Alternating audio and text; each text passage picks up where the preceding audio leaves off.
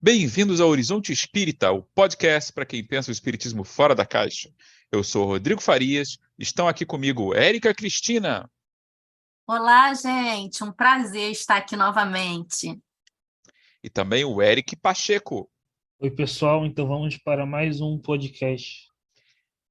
Bem, hoje teremos um episódio um pouquinho diferente dos últimos e vou começar com a citação de um pastor americano do início do século XX, Henry Emerson Fosdick, que escreveu num livrinho muito bom chamado O Sentido da Fé, que ele diz o seguinte: o homem não pode viver sem a fé, porque lida não somente com o passado que pode conhecer e um presente que pode ver, mas também com o futuro em cujas possibilidades ele tem que acreditar.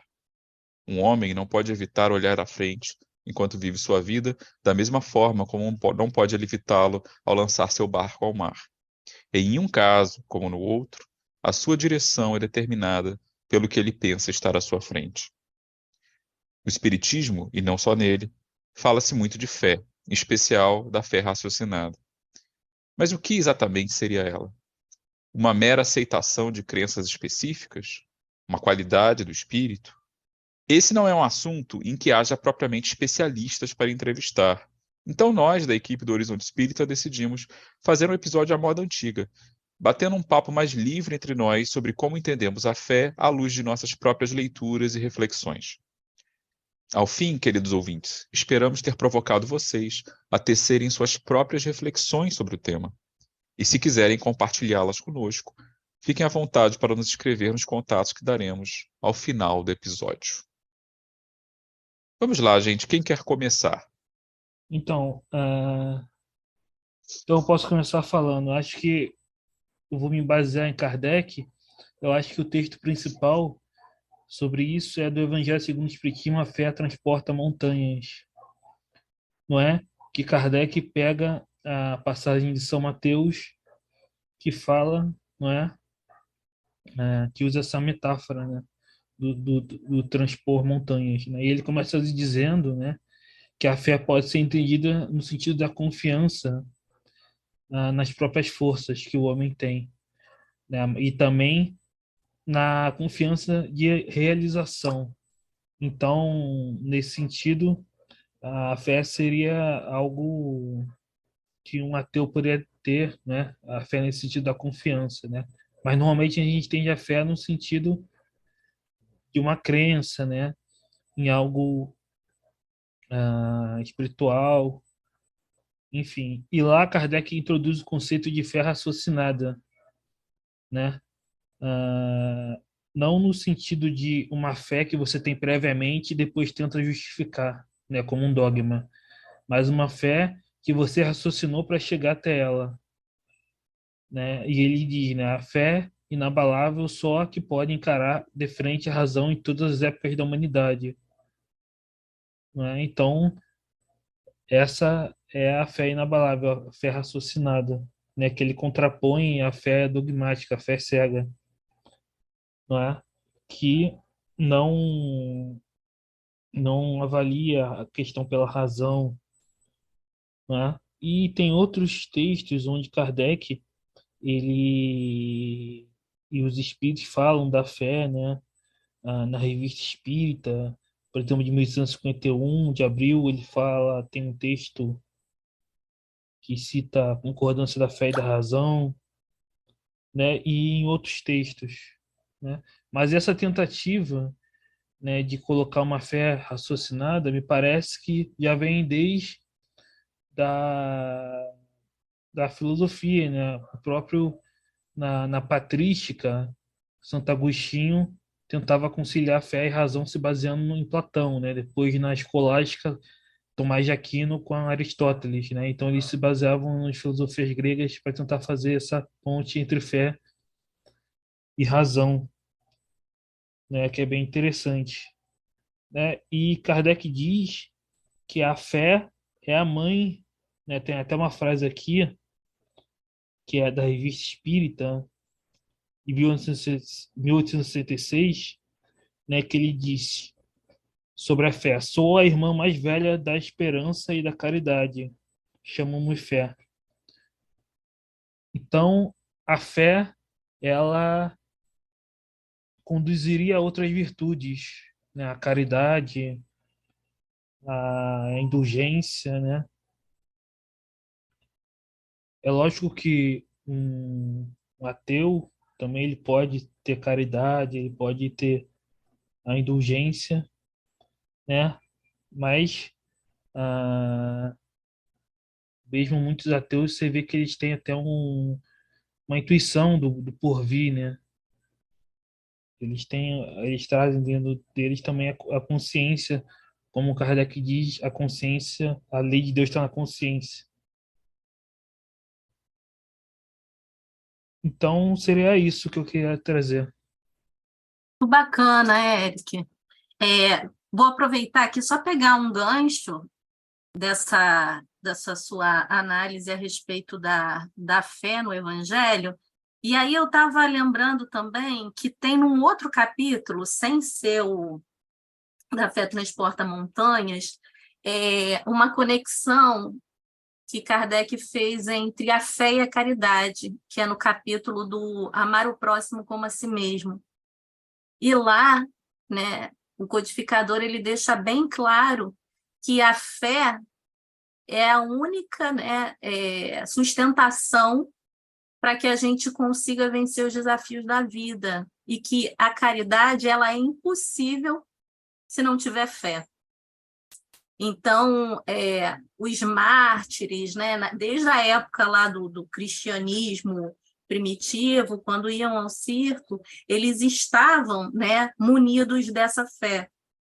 Muitas vezes a gente consegue manter, digamos assim, um funcionamento social porque, de alguma forma, a gente acredita que algo que foi acordado vai ser mantido. Então, é uma fé, né, na verdade, porque você acredita, às vezes, em coisas que você ainda não vê. E não sei se eu vou pegar já um gancho aqui e trazer um pouquinho uma ampliação, foi a maneira como eu vi, desse assunto no livro Pensamento e Vida, Chico Xavier, né, a psicografia por Emmanuel, que ele, na minha concepção, ele amplia um pouco mais essa visão de fé. Ele faz uma relação, né, também entre o bem e a fé. Ele diz que para que a gente consiga, né, buscar, para que a gente consiga concretizar o bem em nós, precisamos, né, como um elemento indispensável, essa fé, essa perseverança, né, constante. E ele frisa também nesse texto que não é possível a gente plasmar nenhum tipo de realização sem que a gente tenha essa atitude, né, positiva de confiança. E isso acaba fazendo muito conexão até com o que você acabou de falar, né, que é quando você traz, né, esse conceito da fé humana e da fé divina. Então, assim, tanto coisas das mais simples, né, da nossa vida na matéria, até a força para a gente superar as nossas montanhas morais, a fé é indispensável. Então, se a gente não acredita, não é possível, a gente se enfraquece, né? Porque fé, né, tem muito a ver, né, como o Evangelho também traz para a gente, com a vontade de querer. A gente precisa querer. Falando da potência da alma, né, que a vontade impulsiona a gente a querer, né, encontrar, perseverar, enfim. Então, eu acho isso muito bacana, isso é reforçado, né, nesse livro Pensamento e Vida, e a noção que eu falei para vocês, que eu achei interessante, de uma definição de fé mais ampliada nesse livro, é porque tem um texto lá que se chama Fé. Porque eu não sei se todos, né, aí que vão estar ouvindo, os nossos ouvintes, e vocês, se vocês já tiveram oportunidade de ler essa obra, né?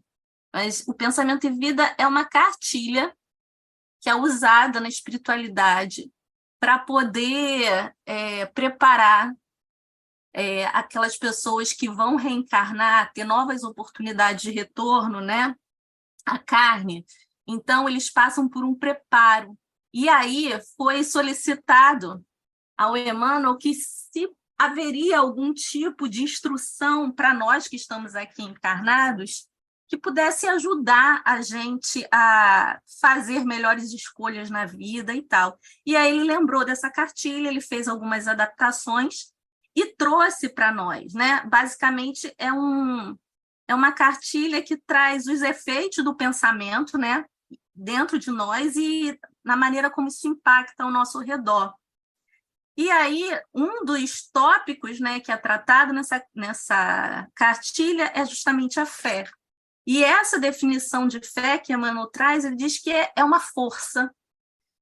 É uma força que nasce já conosco, né? Como o Eric falou, né? Ratificando o que traz o Evangelho, é algo que já é inerente à própria alma, né? Como você falou, né, Eric, a questão, até uma pessoa, né, muitas das vezes que se diz ateu, traz, né, em germe ali dentro como se fosse alguma indicação de que algo a mais existe, né? Seria, segundo Emmanuel, uma certeza instintiva na sabedoria de Deus ou na sabedoria da própria vida, né? De repente, quem não acredita em Deus, mas percebe que tem uma sabedoria ali da vida, né? E aí, o que eu trouxe aqui para não me ampliar mais, tá, gente? Que eu achei que estendeu essa visão de fé, é que, segundo, né, esse texto, a fé, ela palpita em todos os seres, ela vibra em todas as coisas. Então, por exemplo, um cristal que é fraturado, quando ele se recompõe, isso já seria ali um princípio de fé. Uma árvore, né, na natureza, quando ela é decepada e ela se refaz ali de alguma maneira confiante, entregue às leis de renovação da natureza, isso já seria também, né, uma manifestação de fé. Então, a fé é vista, né, nesse texto como sendo uma energia usada para desenvolver toda e qualquer operação da nossa existência aqui na Terra. A própria refeição, ele cita que seria um ato de fé, porque é a gente confiar que os nossos órgãos, né, digestivos vão funcionar. Então, tem essa relação, né, bem ampla, que eu achei bem interessante, de todos os reinos da natureza, né? E você, Rodrigo, está aí pensando? Fala com a gente. O que você trouxe aí de reflexão? Eu tô tentando botar em xeque o advogado do diabo, que às vezes eu tenho umas pinimbas com o Emmanuel quando ele toma certas liberdades poéticas. Então, quando você falou, né, da questão do cristal, é bonito, mas assim, cara, ele já ampliou tanto o conceito que já não significa mais nada, assim, ficou uma coisa tão super, né, tão abrangente e assim, eu sempre me bati um pouco com essa questão do conceito de fé, porque eu tenho a impressão de que, na verdade, quando a gente fala de fé, a gente fala de muitas coisas diferentes, né? E acho que é o caso aí, quando ele acrescenta mais algumas. Tem a fé da convicção, né, que eu acho que é o sentido maior do que o Eric estava falando. Tem a fé intuitiva, né? Isso que você falou, eu entendo como assim uma confiança intuitiva, né? De que há um amanhã, quer dizer que você vai continuar existindo. Tem também a questão, que eu acho que esse que dá problema, né? É que muitas vezes a fé ela é entendida simplesmente como a aceitação de doutrinas específicas, que é o que foi disse no prólogo, né? E aí, para usar uma expressão bem popular, a porca torce pra caramba o rabo, porque existe esse otimismo intrínseco, né? De você, acho que era isso que o Emmanuel quis dizer quando ele falou do cristal, da alimentação, né? Esse otimismo de que as coisas de alguma forma vão dar certo, as coisas que você está aplicando, mesmo que inconsciente, mas que é meio inescapável e tem essa coisa de você. Eu vejo muito, né? Eu gosto por interesse acadêmico, ultimamente tenho acompanhado muito teólogos protestantes, católicos, Os protestantes são mais fáceis de encontrar por alguma razão. Deve ter algum viés de seleção meu. Mas a gente ficou discutindo várias questões lá de visão do cristianismo tradicional. E às vezes eu me pego nisso, vendo como às vezes as pessoas elas entendem fé no sentido de fé correta. E como isso gera briga, né? E às vezes gera problemas, às vezes são coisas que são tão simples. Não, por exemplo, quando o Eric leu, né, mas agora há pouco, a questão da fé ser essencial para a caridade, eu fiquei aqui pensando, eu acho que eu discordo disso pra caramba, né? Embora esteja lá no Evangelho, né? Porque, de novo, dependendo de como você define a fé, eu não acho que você precisa ter convicção de nada para fazer um ato de caridade. É uma coisa meio. Faz parte da nossa natureza, até instintiva. A gente até sufoca isso, né? Alguém estava me contando esses dias da questão de que crianças, por exemplo, crianças pequenas, que se, por exemplo, digamos, você está perto de uma criança e às vezes ela está vendo que você está fazendo alguma coisa se deixa cair no chão, um grande número delas espontaneamente vai lá e te ajuda. Existe um- uma vontade de ajudar de alguma forma, de cooperar, que não depende de nenhuma convicção intelectual, né? É simplesmente um impulso mesmo. E eu acho que isso não tem nada a ver com convicções intelectuais e tal. As convicções podem atrapalhar, né? Eu vejo alguém deixou cair alguma coisa, mas a pessoa é da outra seita, da outra tribo, da outra torcida organizada, então pode ser que isso me convença a não ajudar. Mas eu acho que o primeiro impulso a gente tem mesmo, é íncito. Se for nesse sentido do instinto, né, aí sim eu concordaria com o Emmanuel, né? E é uma predisposição para um tipo de bem, de alguma forma. E isso é interessante, eu acho bacana. Mas, ao mesmo tempo, eu também me pergunto, né? Eu estava lendo num outro livro, de quem era? Ah, é de um teólogo e um estudioso chamado John Hick. Faleceu em 2012. Ele é bem famoso, assim, entre quem estuda religião, né? Ciências da religião. Estava lendo um livrinho dele chamado Entre Fé e Dúvida, Between Faith and Doubt. Em inglês, né? Não tem tradução, eu procurei, infelizmente não tem. Mas é um livro pequenininho que ele me lembrou Kardec, que ele diz que é para aqueles que não têm religião definida, que simpatizam com certas cores, mas não conseguem aceitar outras. Me lembrei muito de Kardec, né? Falando daquelas pessoas que são materialistas. Faz uma citação que me chocou até, de um filósofo famoso, matemático, o Eric talvez conheça, talvez você também. Ele escreveu muitos livros sobre vários assuntos, que é o Bertrand Russell, né, que morreu em 1970, se não me engano. E em 1910, ele escreveu um livro chamado Misticismo e Lógica. E aí ele era ateu, né? E aí ele fez uma citação que me deixou meio chocado. Ele era assim, um ateu convicto.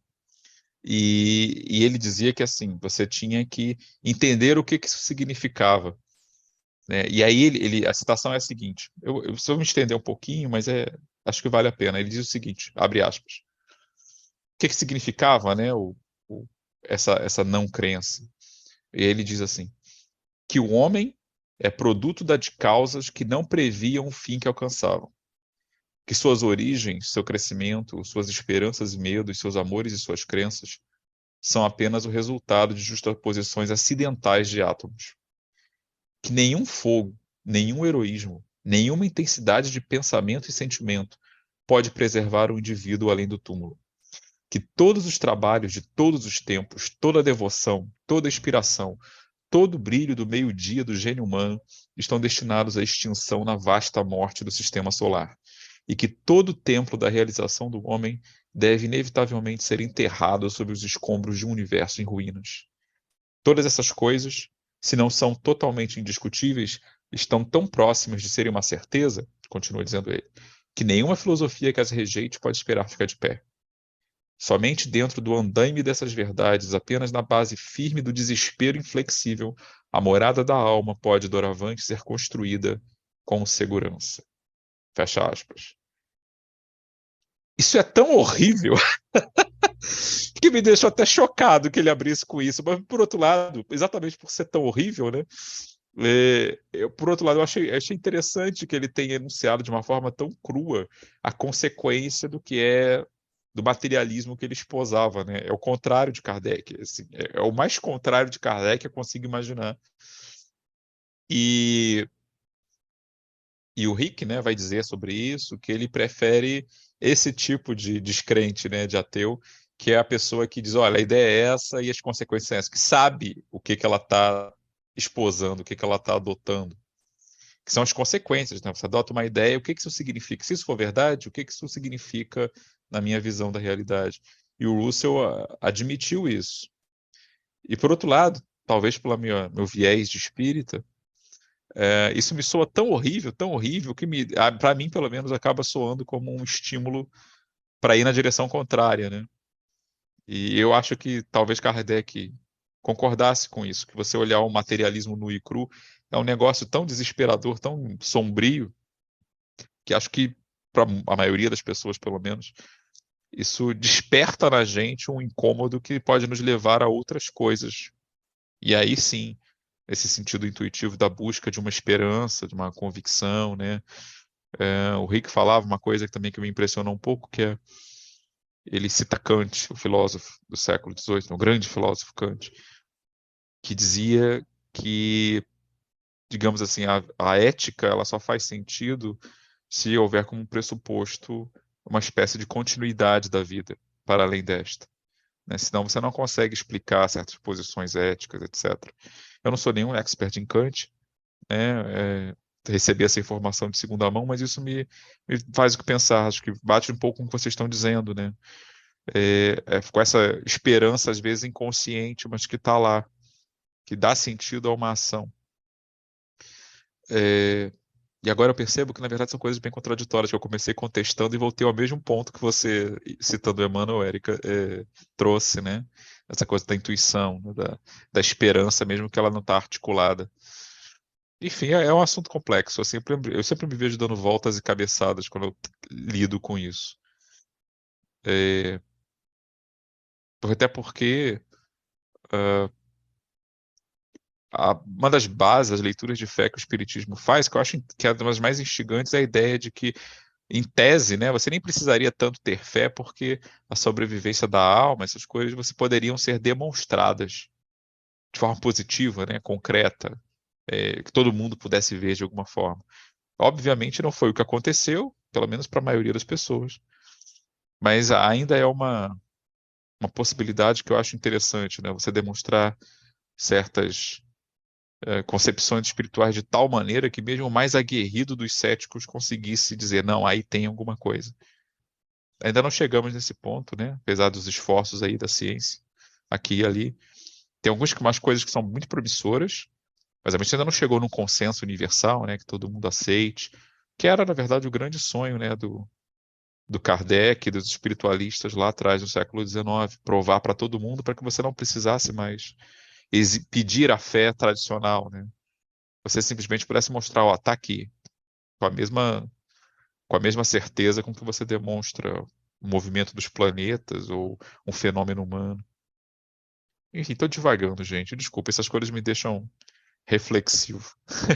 Imagina, bem válida aí suas reflexões. E agora eu fiquei pensando, sabe, Rodrigo, em torno das coisas que você falou.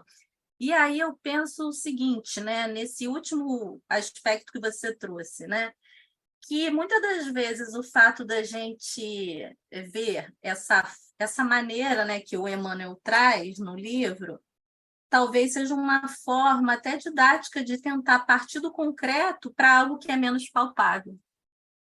Porque a gente entender a fé, né, em coisas mais visíveis, não estou dizendo a fé já elaborada por um espírito já que né, já habitou um corpo carnal. Não, mas a gente sabe que a criação divina ela não se inicia com o homem. E que tudo que nós temos hoje de conquista, tanto do ponto de vista moral, intelectual, de certa forma, foi sendo apreendido ao longo dos diversos reinos, né, que nós, como princípio, né, lá da criação, fomos passando até virar princípio inteligente e até virar onde a gente está hoje.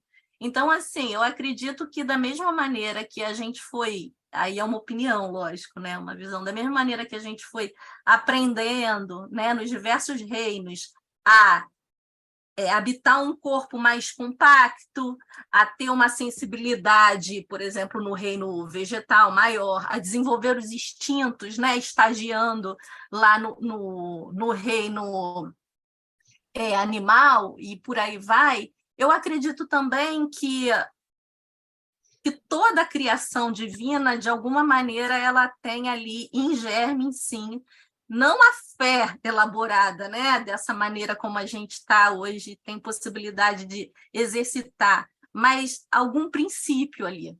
Porque nós somos herdeiros de nós mesmos muito antes de sermos homens, espíritos. Então, assim, eu vejo que seria uma possibilidade, sim, a gente, ao observar a natureza, por exemplo, a gente vê ali, claro, sem eles fazem, né, algo como se fosse algo orquestrado mesmo por uma força maior, sem o raciocínio, sabemos disso, os diversos reinos, mas ali existe uma lição, e aí pode ser poética, você falou que é algo que te incomoda um pouco na linguagem do Emmanuel, e eu adoro, na verdade, a linguagem poética, você sabe disso, né, Rodrigo? E eu acho que isso enriquece a nossa visão, porque são perspectivas diferentes para a gente ver uma mesma coisa. Você vê que, como você falou, ainda que você começou rebatendo nessa ideia e no final você caiu na mesma coisa. Porque, no fundo, né, a gente está falando de diferentes caminhos para chegar no mesmo ponto. Com certeza existem espíritos, almas que vão ser mais sensíveis a esse tipo de explicação. Outros vão precisar de coisas mais, né, de repente, factuais, complexas. Quer dizer, tem metodologia para todos os gostos, né? Então eu acho que é algo que contribui, sim. É uma outra perspectiva, e eu acho que de um mesmo assunto, mas por um ângulo diferente. E outra coisa que eu pensei aqui, esse da onde viria, né, nesse texto que eu citei, do Evangelho, que está lá no Fé e a Caridade, aí eu acho que a gente precisa também fazer um recorte. Como você falou, a questão conceitual, do que a gente está falando, que fé é essa? E que caridade é essa? Né? Então, a gente precisa colocar parâmetros também para isso, que às vezes a gente está partindo de pressupostos diferentes. Então, assim, partindo da ideia, eu estou me baseando aqui, essa mensagem foi extraída do Evangelho segundo o Espiritismo. Então, fé, nessa mensagem, ela é tida como 2 pontos principais. Sentimento inato do homem, que foi um ponto que o Eric trouxe para a gente, né? E que Emmanuel reforça, que é algo que está em nós, na sua destinação futura. Esse é o primeiro ponto, nesse texto, tá? E o segundo ponto é a consciência das faculdades, né, que esse homem tem, né, que foram colocadas nele e que ele, por vontade própria, ativa, deve fazer, desenvolver. Então, aí seria o papel, né, dessa vontade firme, né, que a gente tinha falado lá no início, quando eu falei a respeito de Leon Denis, né, a vontade como sendo a potência da alma, porque ela vai ativar algo que nem sempre está desenvolvido ainda em nós.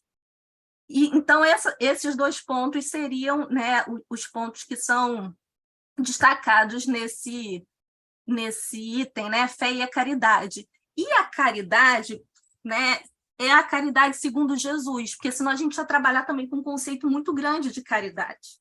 E a caridade segundo Jesus é benevolência, indulgência e perdão das ofensas. Parece uma decoreba, né? As pessoas falam bip, bip, bip, e é mesmo. Mas, quando a gente para pensar, daí qual seria essa relação entre fé e a caridade? Por que se afirma que a verdadeira caridade não seria possível sem a fé? Porque, vamos combinar, se eu não tenho, vou falar de experiência pessoal, tá?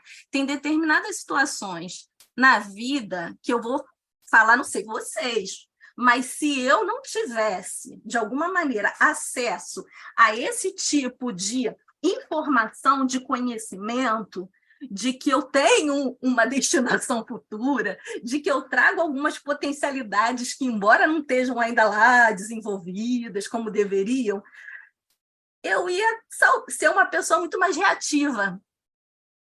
Então, talvez eu não iria ser tão benevolente em algumas situações, talvez eu não ia me esforçar para ser um pouco mais indulgente, e que dirá perdoar a ofensa. Se eu ficasse no terra a terra, né, se eu não levasse em consideração que eu tenho uma destinação futura, isso está relacionado à fé, segundo o Evangelho, e se eu não acreditasse que eu trago potencialidades porque sou filha de Deus, ainda que eu tenha as minhas dificuldades, eu posso, através da vontade ativa, do esforço, desenvolver em mim um pouco mais de compreensão, um pouco mais de paciência, um pouco mais de empatia.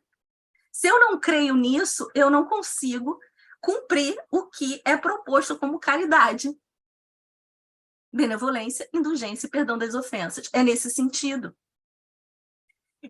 Então, para mim faz muito sentido, sabe? Essa conexão entre a fé e a caridade. E não é só isso, tem uma outra... Assim, tem no próprio capítulo, né, do que o Eric que trouxe para a gente, da fé transporta as montanhas, o item 11, que eu estou aqui com o Evangelho, fui colar aqui, tem a parte dos Instruções dos Espíritos, que aqui é exatamente o José, Espírito Protetor, que traz, que a fé é a mãe da esperança e da caridade. Então, assim, em vários pontos, em alguns pontos, não é só em um lugar que a fé está sendo colocada como mãe de outras virtudes, né? É mais de um ponto, né? Então, isso vem confirmar a esperança e a caridade são consequências da fé. Isso é uma parte literal aqui desse trecho. Essas três virtudes são uma trindade inseparável. E aí, nesse sentido, que eu vejo que tem tudo a ver. Na minha concepção, tem tudo a ver isso que foi dito.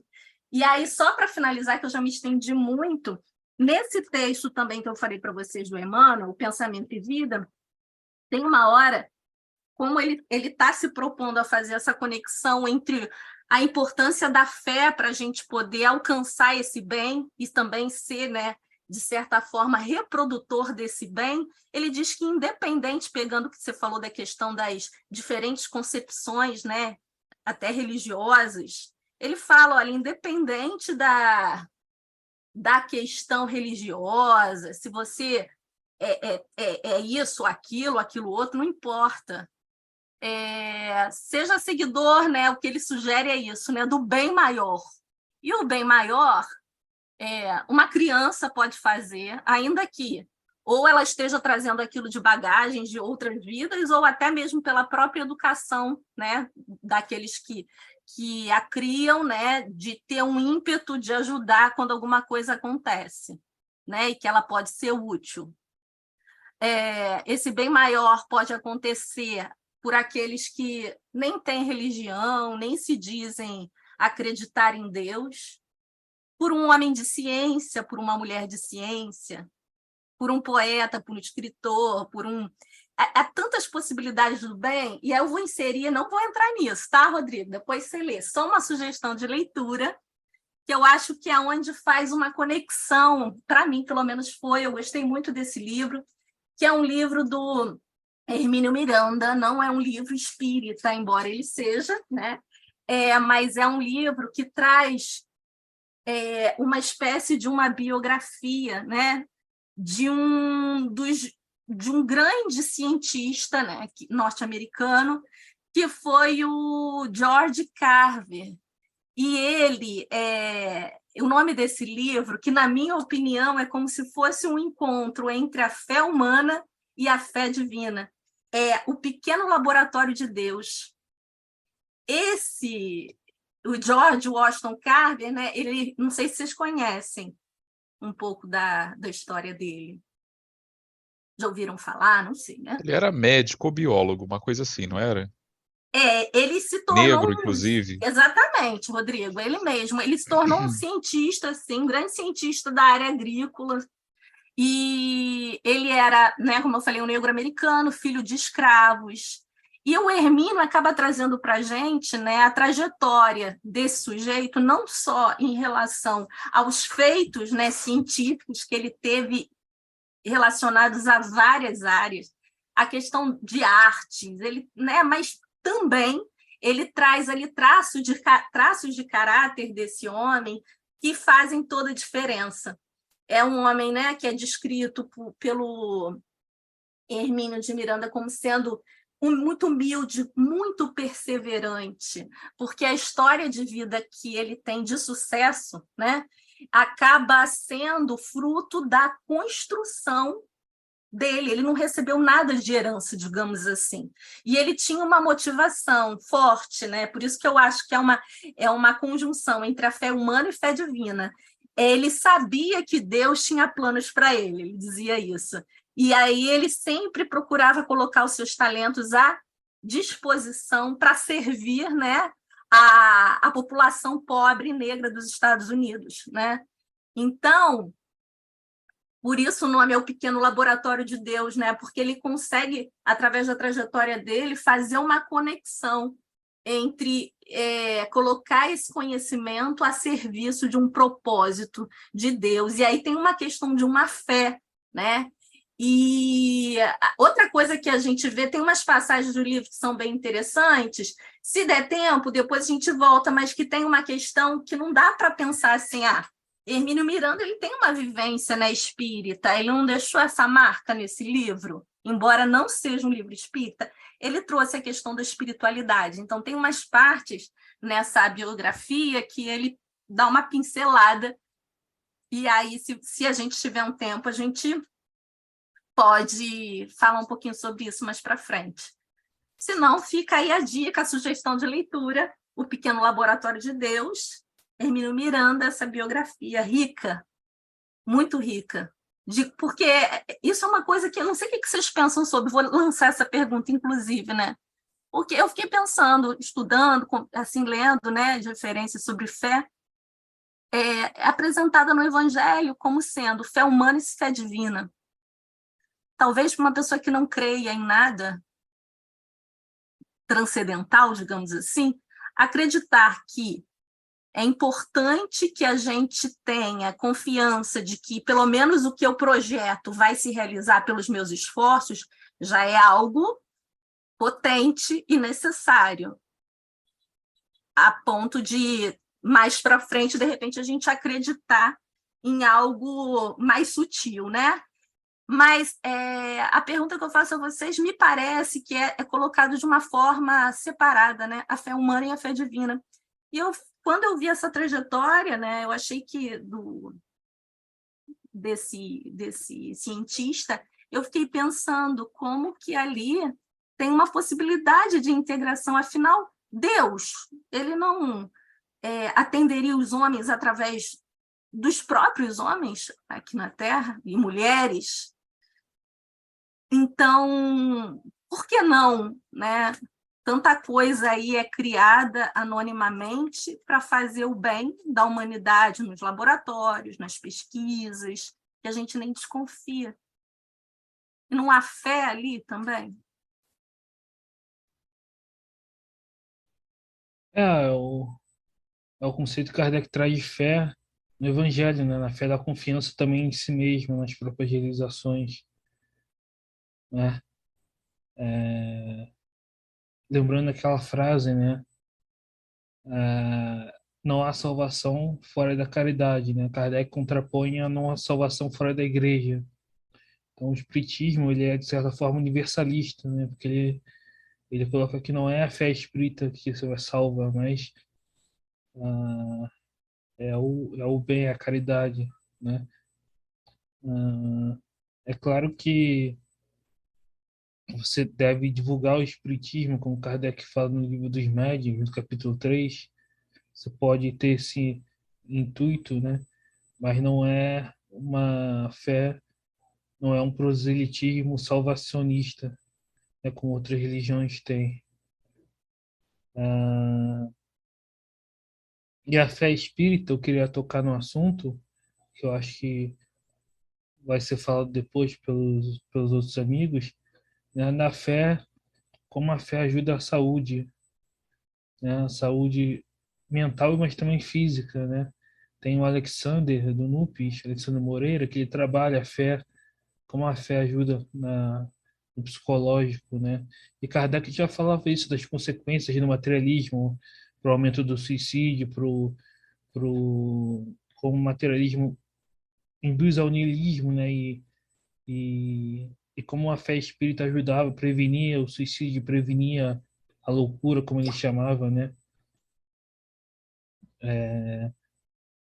E exatamente o Alexander ele trabalha com evidência científica de como a fé ajuda no psicológico, né? O Alexander Moreira Almeida, no NUPES, ele trabalha essas questões da fé na saúde, na saúde mental. Né? E isso é reconhecido pela medicina, né? Como a prece, como a fé ajuda, né? Os pacientes com até com no psicólogo ali ele percebe como a fé ajuda o paciente, por exemplo, nessas questões e também enfrentar problemas de diferentes ordens, né? Então a fé ela tem essa essa utilidade, né? É claro que tem um tem um filósofo, né, que o André Comte-Sponville, não sei se vocês conhecem, o André Comte-Sponville, ele tem um livro chamado Espírito do Ateísmo, né, que ele fala de uma espiritualidade ateia, né, mas o próprio Kardec ele coloca dois tipos de ateus, né, o ateu sistemático e aquele ateu por falta de algo melhor, né, que ele só conheceu as religiões dogmáticas, né. Ah, e eu acho que muitos se encontram nisso, né, se conhecessem o espiritismo realmente deixariam o ateísmo, né, se conhecessem o real espiritismo. Enfim, a fé espírita ela é especial porque é diferente de uma fé dogmática, ela traz a comprovação, né, da sobrevivência da alma. Então ela traz essa base científica que demonstra, né, a sobrevivência e por isso que o espiritismo é o maior inimigo do materialismo, como Kardec diz, o espiritismo veio acabar com o materialismo, dar essa base de crença, né, racional.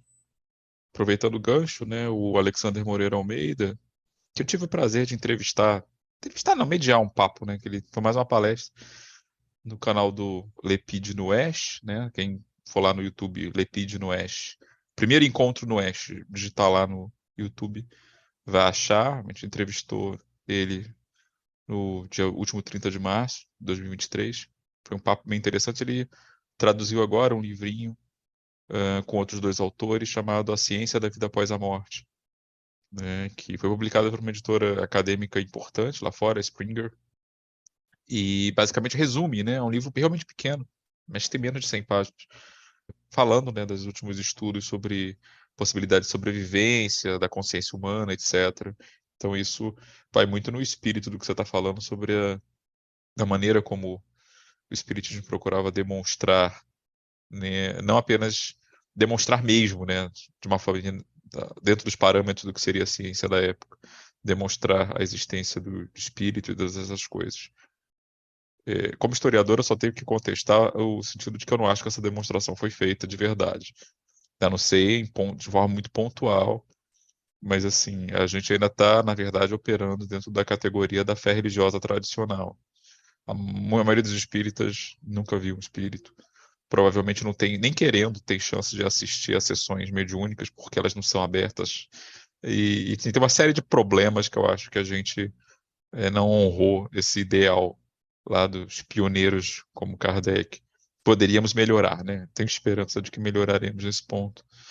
E talvez, eu acho, minha aposta pessoal hoje é que, na verdade, já não tem mais nada a ver com o espiritismo. Assim, essa demonstração, quando se for feita, vai ser feita pela ciência mesmo, vai ser feita fora da gente. A gente chegou a inspirar a cultura popular, né, com certas ideias que estão aí nos filmes. Todo mundo, o mais materialista dos seres humanos, provavelmente cresce vendo filmes com conceitos espiritualistas aparecendo. Pelo menos no nível do folclore, né, a coisa já está muito entranhada.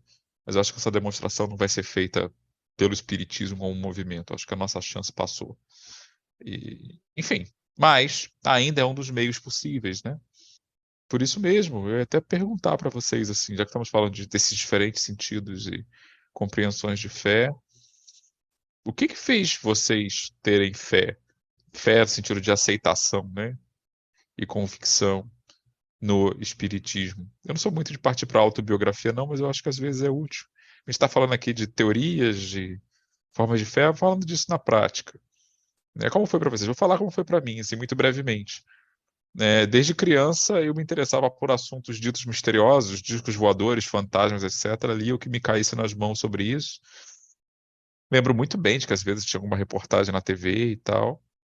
E tive contato também com alguns livros que hoje eu não recomendaria, mas que na época eram tudo que eu tinha, né, da coisa de realismo fantástico, aquele pessoal que ficava especulando se tinha lemurianos ou atlantes dentro da Pedra da Gávea, né, esse nível de coisa, meio arquivo X. E como eu era criança, não tinha senso crítico nenhum, eu absorvendo aquilo como se fosse verdade absoluta, mas aquilo me predispôs, na verdade, a me interessar por esses temas. E no comecinho da adolescência, eu encontrei um programa de rádio espiritualista, né? Ramaticista, e foi por ali que eu ouvi falar do que era o espiritismo. Então as coisas se encaixaram muito bem, né? O espiritismo, digamos assim, ajudou a dar ordem na minha cabeça juvenil a conceitos que eu até conhecia, mas que ninguém nunca tinha amarrado numa doutrina coerente. Me deu um norte moral, então assim, não foi uma persuasão apenas de ordem intelectual, né? E o que me faltava era a convivência com outros espíritos, porque isso eu levei muito tempo para ter, né? Então, assim, o espiritismo para mim me soa muito como uma proposta de ver o mundo, e eu acho que é por isso que eu racionalizo muito a minha fé dentro do possível, né? Porque eu entrei em contato com ela desse jeito. Outras pessoas que se convertem, né, a outras religiões, às vezes eu estudo um pouco isso, as pessoas falam. Sempre me passa a impressão de que doutrina é o que menos interessa, dependendo de qual agremiação religiosa você está se associando, a questão doutrinária me parece que em muitos casos tende a ser secundária. As pessoas se encantam pela comunidade, pela convivência, pela disciplina moral, né, pelo senso de honestidade, pela esperança, enfim, por outros componentes também, a doutrina vai entrando a reboque. Mas entre espíritas eu já não sei. A doutrina fala muito da coisa da lógica, da atender à razão, mas eu também não sei como isso é na vida real. Isso é a teoria, né? Para vocês, como foi que vocês descobriram e abraçaram, assim, brevemente, né? Que a gente não tem tanto tempo, não parece, mas a gente já está 1 hora aqui. Como é que foi para vocês encontrar o espiritismo e encontrar nele a- vamos dizer assim, encontrar nele a sua fé? Quer começar? Começar com a Érica, então, já que o Eric falou por último. Pode ser, vamos nós, então. Para mim tem diferença. Encontrei o espiritismo e estou trabalhando a fé ainda e muito. Encontrei o espiritismo, na verdade, fui jogada, assim, vai reencarna filha na barriga, já de mamãe, dentro do centro espírita, nesse nível, a pessoa totalmente necessitada de reencarnar ali daquele jeito. Mas daí, entre idas e vindas, né, evangelização na infância, depois um certo afastamento por questões mesmo de estudo, etc. E aí precisei voltar já na vida adulta, precisei, porque essa é a palavra. Mas, enfim, esse reencontro, né, com o Espiritismo não ativou a minha fé de uma forma que vá ao encontro do que a gente está dizendo como uma definição de uma fé raciocinada, de uma fé que acredita que as coisas funcionam a partir de leis que são imutáveis e que, inevitavelmente, as nossas ações vão ter reações. Eu ainda estou nesse processo de construir isso de uma maneira um pouco mais sólida em mim, na minha vivência. Agora, sem dúvida, para mim foi o início dessa trajetória de construção de fé, né? Como eu faço questão de frisar, eu estou muito em processo ainda, não a tenho assim, dessa forma, né, ainda tão consolidada. Sem dúvida, foi por dificuldades mesmo de vida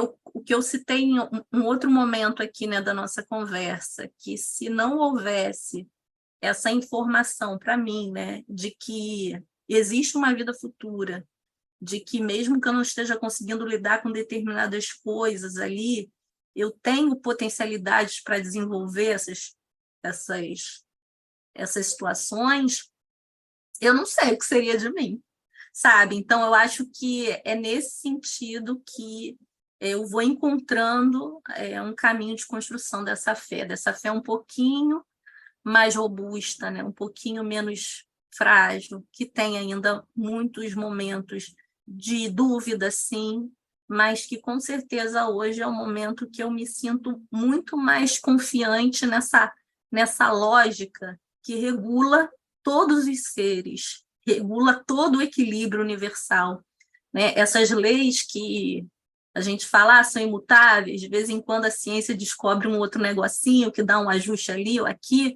mas assim, elas, de fato, elas têm uma regularidade, elas têm uma forma de comportamento previsível, digamos assim. Se a gente age de acordo com elas, a gente tem um retorno positivo, e quando a gente age, né, em desacordo com elas, vem o sofrimento, e aí a gente precisa novamente se voltar, né, para refletir sobre o que essa dor está trazendo para a gente. E a gente acaba caindo na fé de novo. Então, para mim foi dessa forma, está sendo dessa forma.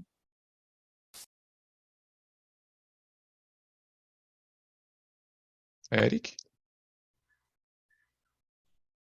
Para mim, o que me dá essa fé racional, né, é a lógica, mas hoje eu posso dizer que eu tenho certeza absoluta, praticamente absoluta, de que existe, né, algo além, né, porque eu participo dos grupos de evocação, né, e quando você vê Explica assim, pra galera o que que é um grupo de evocação, para o pessoal não tomar um susto, tô achando que você tá falando de pentagramas no chão, velas e demônios extradimensionais ou essas coisas.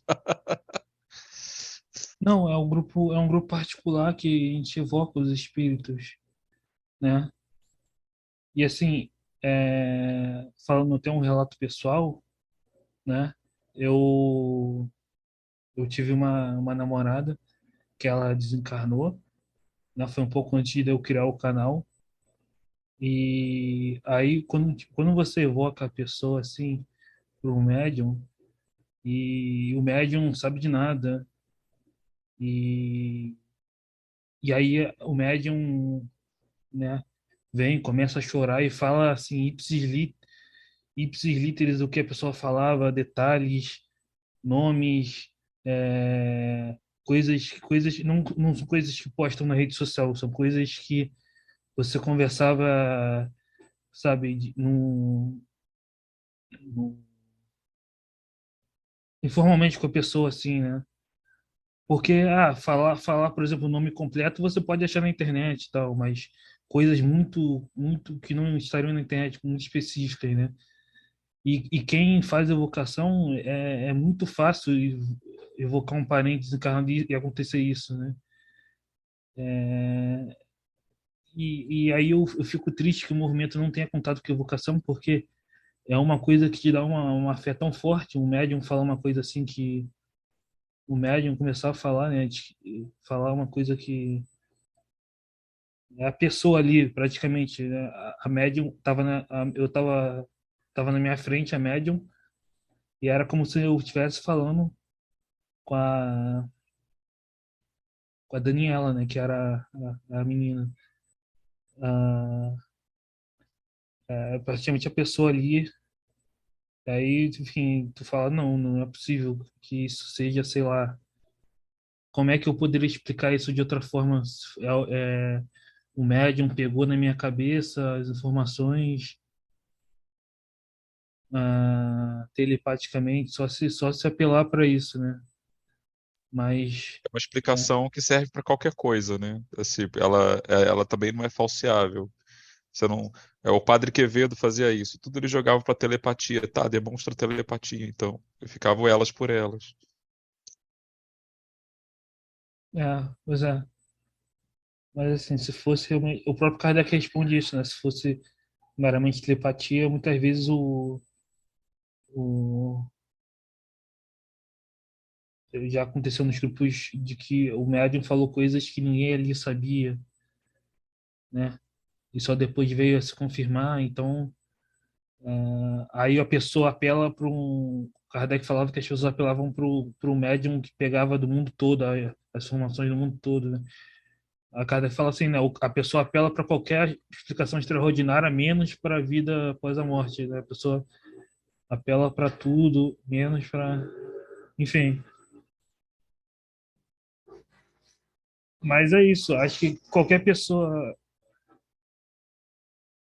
Passou a moto aqui. Tipo, qualquer pessoa que faça num grupo familiar evocação vai ter essa certeza quase que absoluta. É impossível. Evoca pessoas que você conheceu que vai. Você pode não de primeira ter a certeza ali, mas se você insistir, uma hora vai aparecer as evidências, né? Aí teve outros casos, né? Por exemplo, eu teve uma pessoa que a gente evocou que o, era um amigo de um amigo meu, né? E, e aí esse amigo tinha uma relação extraconjugal, né? E o meu amigo tinha descoberto isso no mesmo dia, né? E aí o médium vai lá e coloca isso na comunicação, né? O cara lá pedindo desculpa para a esposa, né? E ninguém sabia disso direito. Então, enfim, é só participando de grupos familiares para mim saber que e evocando para perceber como que é extraordinário assim o que acontece. Acho que talvez por isso que tenha tido tanto interesse em proibir a evocação, né? Porque não interessa a certos espíritos do mundo espiritual que as pessoas tenham essa certeza tão fácil, né, de acontecer assim. Você não precisa de nada, você só precisa de um médium, de evocar e pronto. Então, por isso que talvez proibir a evocação foi um meio de certos grupos de espíritos de impedir que as pessoas tenham acesso a essa certeza inabalável, né? Você está sugerindo que Emmanuel, por exemplo, os espíritos do Chico são agentes das trevas. Nossa! Mano, eu era obsessor de Chico, tá nessa linha. Tem uma galera ortodoxa que defendia uma coisa assim, né? Isso há muito tempo atrás, eu não sei se ainda tem. Acho simplesmente que as pessoas. Acho que dá para pensar em. É opinião, um palpite meu, não tenho nenhuma só autoridade nenhuma sobre isso, acho que ninguém é. Mas assim, dá para pensar talvez que as pessoas possam errar na dose até com boa intenção.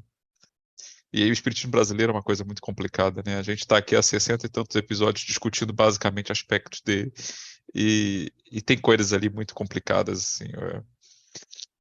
Se a gente fosse se basear em Kardec só para entender o espiritismo brasileiro, a gente não ia entender nada. E vice-versa. Enfim, não que Kardec não tivesse suas limitações também, mas é fascinante quando você vê o conjunto da obra, né? Enfim, estou aqui divagando de novo. Bom, gente, então já estamos aqui, não parece, aqui no nosso tempo bruto pré-edição, já estamos há mais de 1 hora nessa conversa. Mas episódios de podcast, infelizmente, eles têm que chegar ao final, né? E aqui a gente tem mais ou menos uma ideia do tempo limite de cada episódio. Então, eu vou voltar também à moda antiga e vou convidar aqui cada um dos participantes a fazer suas considerações finais. Vou começar aqui já que ele foi o último a falar, vou começar com a Érica, depois passo para o Eric, e aí depois até lá, eu consigo pensar em alguma consideração final, se eu chegar lá, que é um tema, esse realmente é um tema assim que mexe com a gente, ele é muito grande. Então, Eriquita, o que você deixa para o nosso ouvinte neste finalzinho de episódio?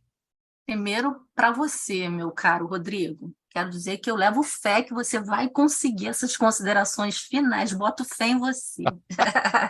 Eu sempre um otimista. Nem sempre.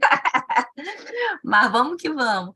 E assim, eu gostaria de terminar aqui confirmando um pouco dessa aposta que eu tenho, que a fé divina se faz através da fé humana também, né? E para isso eu vou fechar para vocês ficarem com vontade de ler o livro que eu citei do Hermínio Miranda, uma situação, ele não era espírita, ele não estava vinculado a nenhum tipo de religião, militando em nenhum movimento, mas ele era uma pessoa muito ligada à questão da espiritualidade. E muitas das coisas que ele inventou, que ele trouxe de progresso, né, científico, que facilitou a vida de pessoas bastante humildes, foi através de ideias que vieram do mais alto, não através de uma evocação, né? Que não foi o caso, que é uma ferramenta super útil, né, como o Eric e o Rodrigo frisaram bem aí, mas, por exemplo, uma dessas interferências que ele teve, que determinou descobertas, foi através do sonho. Olha que interessante. Ele estava tentando, né, para a gente hoje pode parecer uma coisa nossa, mas isso a gente encontra em qualquer lugar, mas na época, né, ele estava tentando produzir lixas específicas que ele necessitava para poder concluir certos trabalhos que ele fazia no laboratório dele. E aí, só que ele não conseguia chegar, e por isso esses experimentos estavam lá parados. E aí teve um dia que ele sonhou que ele vinha uma oficina ambulante e lá tinha um homem que estava colocando a roda num veículo. Aí ele se aproximou desse rapaz e perguntou para ele se ele sabia fazer lixa. E esse rapaz respondeu para ele: eu sei, o que você está fazendo está tudo certo. Só faltou uma coisinha, você não ferveu a areia. E aí, quando o nosso cientista, né, acorda, ele já estava com o problema das lixas resolvido. Ele foi lá, fez o que, né, a confiança dele, né, nessa comunicação que foi feita, mesmo sem essa consciência, né, mas essa dica, né, que esse sonho trouxe para ele, acabou fazendo com que ele concluísse vários experimentos importantes, porque ele conseguiu criar mais uma etapa, né, de concretizar ali a feitura daquela lixa. Então, assim, às vezes a fé, ela se baseia muitas das vezes, né, as confirmações estão às vezes em coisas pequeninas do nosso dia a dia, né? Então, às vezes pode ser uma lixa, pode ser uma outra coisa ali que está se dando, né, aquele start de que realmente a gente precisa acreditar. Então tá, Érica. Obrigado. Então, Eric, sua vez. Eu queria agradecer ao Rodrigo, à Érica, e só terminar falando da importância, né? Uma das questões que eu tinha pensado em falar, da importância da fé no convívio, né? Porque eu conheci muitos espíritas, né? Que por um motivo ou outro se isolaram, né?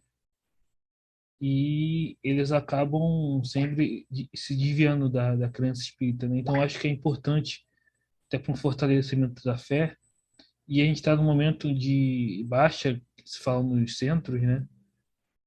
As pessoas preferiram ficar no online, enfim. mas é importante esse contato. Particularmente, meu centro é bem movimentado, mas é importante esse contato para manutenção da fé, né? Esse contato entre essas pessoas que compartilham da mesma. É o que o Kardec chamava da religião. O próprio Kardec falou que o Espiritismo é uma religião no sentido de comunhão de ideias e pensamentos, esses laços, né, entre os espíritas. Religião no sentido esse sentido etimológico de religião, o elo, o laço, né, que nos conecta, nos religa. Então, é isso. Tenham fé. A Érica disse que ia ter fé de que eu ia conseguir achar algo para falar, já que hoje a gente está aqui numa uma sessão de improviso, não tem nenhum script prévio, exceto pelas citações, né, que a gente preparou antes. O que eu vou dizer é que, sendo eu muito racionalista, que é uma boa coisa quando você é um acadêmico, mas eu ainda me digladio também, faço eco às palavras da Érica quanto à questão da fé, pelo menos no seu grande potencial, mas assim, no que diz respeito à minha relação com o espiritismo, ele sempre me foi para mim uma bússola, né? Uma bússola moral. Acho que mesmo que eu trocasse o espiritismo por alguma outra coisa, eu provavelmente ainda continuaria mantendo essa bússola dentro de mim, mesmo que informada por algumas outras coisas. E ela se encaixou muito bem no momento que eu realmente precisava. Então a fé tem muito a ver com isso. Mesmo que, obviamente, eu não fico. Não acho que seja muito relevante, pelo menos para mim não é, a minha vivência não é assim, de ficar debatendo detalhes técnicos sobre o perispírito, né? Eu acho uma grande perda de tempo, eu prefiro me apegar aos grandes princípios, às linhas gerais, e para seguir um pouco aquela linha que dizem, né? Se não é vero, é bene trovato. Se o espiritismo não fosse verdade, né, ainda assim ele teria sido tremendamente útil para mim. Eu sei que sou muito pragmático, né? Mas eu hoje como o Eric também, né? Eu tive a tardia, mas certeira sorte de conseguir participar de trabalhos mediúnicos. E realmente eles têm esse efeito, em mim também tiveram esse efeito de te dar, fortalecer aquilo que você já acreditava, né? E, embora a minha experiência tenha sido diferente, não tenha sido tão pessoal, mas realmente dá sentido aquilo tudo que a gente muitas vezes lê só na teoria. Para deixar uma mensagem final para os nossos ouvintes, a minha sugestão, é só uma sugestão, vocês podem achar razoável ou não, é que assim, quando a gente fala de fé, ou esperança, ou caridade, né, que são temas que a gente até pretende abordar no futuro, a gente está falando ainda a linguagem do cristianismo, em grande parte. Então acho que vale muito a pena também entrar em contato com outras visões, não apenas aquilo que é dito dentro da literatura espírita, mas também pelas nossas religiões irmãs, né? Tem gente que vai dizer, o espiritismo não é religião. Bom, pode-se discutir isso, eu acho que é, e não vejo nenhuma desvantagem nisso. E existem reflexões muito, muito interessantes no âmbito protestante, no âmbito católico, e outras também, né? Daquelas que não são cristãs, mas que se afinam em pontos fundamentais, como o budismo. E eu acho que vale muito a pena entrar em contato com esse tipo de coisa, né? Fazer valer essa característica do espiritismo que o Érico mencionou, do universalismo. É uma das nossas maiores vantagens. A gente está aberto a visões outras também. Porque, no fundo, a gente sabe que a fonte fundamental é sempre a mesma. E as perguntas que essas fontes tentam atender também são basicamente universais também, né? Somos todos seres humanos, somos todos espíritos em evolução, tendo lutas mais ou menos parecidas no geral. Então, acho que vale muito a pena. Eu citei o Fosdick, que era protestante, mas tem muitos outros, né? Tem o Channing, no século XIX, de quem eu gosto muito. Tinha os transcendentalistas também, para citar só alguns que eu tenho conhecido mais recentemente. Então, acho que vale sempre a pena estabelecer um diálogo. Não porque seja tudo a mesma coisa, isso também é uma visão rasa, mas porque mesmo nessa diversidade existe beleza e utilidade. Existem pegadas e abordagens que a gente não vai encontrar, muito provavelmente, dentro do espiritismo. Então a gente tem que estar sempre um constante diálogo, porque é uma das vantagens de ter uma visão espiritualista aberta. A gente tem o otimismo, a confiança, a fé de que, no geral, todos os caminhos levam a Deus. Então a gente está aberto a perceber insights diferentes, novas informações, novas abordagens, e acho que isso é o que torna a nossa doutrina extremamente humanista no melhor sentido, né? Aberta às muitas expressões da espiritualidade humana. E é isso.